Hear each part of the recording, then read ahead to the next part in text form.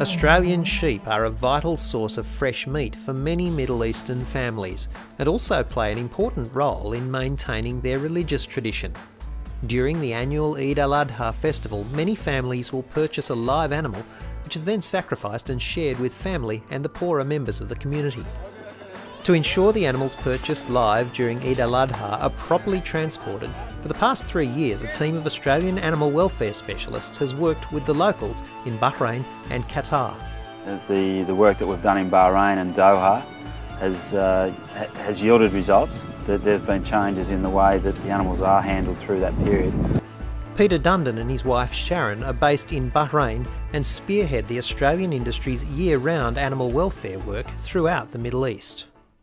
For these 3 days, that means controlling traffic so that only those with the right kinds of vehicles for carrying sheep, utes with proper sides and gates, make it to the loading ramp. So just checking the suitability of their cars to make sure that they have the correct gates. Many of the team have come over from Australia to help ensure the success of the program.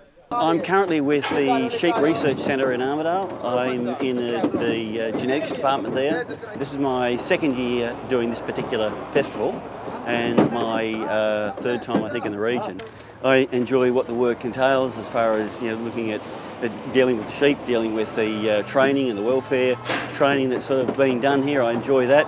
I actually really enjoy working with the guys here. I really look forward to coming over. They're just good bunch of guys. They're kind of humble people and always keen to have a talk about how to do things better. In Doha, Qatar, the Australian team is here for its 2nd Eid festival. It's a busier sales centre, so there's a bigger team. We've got a team of 8 consultants here from a wide range of backgrounds. We've got Blythe, who's working on a cattle station in the Pilbara, to David Kerr, who's a sheep expert for many years. We've got southern sheep guys and a really good team, so we've got mixed experience and mixed skills, and we utilise them at different parts of the operation here. I grew up in South Australia. I grew up in Adelaide actually, and then finished school and went out jackarooing and pursued an agricultural livestock career. Spent most of the day just regulating the vehicles that have turned up and making sure that the sheep are not going in the places they're not supposed to go in, such as the boot, or they're not getting tied up in the back of a ute. I mean, it is good to see, to support the local community here. There are lots of families turn up with little kids, and the kids enjoy it. They get their sheep, and also making sure that obviously the sheep are being well looked after.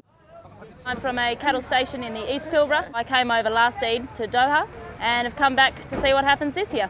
It's an incredibly important role we're playing, not just for Australian producers and Australian sheep. Obviously we want to keep our industry going and we want to be at the best of it, the best in the world at it, which our sheep are, the healthiest and the best in the world. They come over in great condition, but we really want to make sure that everyone who's receiving the sheep understands what level we expect them to be treated at. This year has been a massive improvement.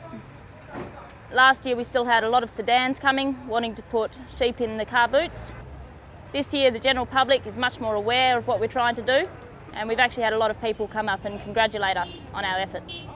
Personally, it's great to be able to help implement welfare practices, and it's pleasing that I'm able to help make a difference, and it's a good outcome, yes. It's certainly positive, yeah.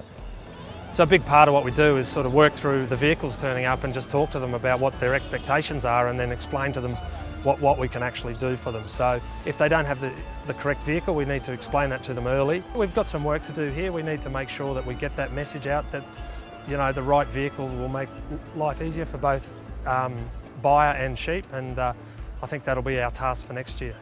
There is gain every year, and that's what we're about. We're not about solving problems overnight. No one can solve problems overnight.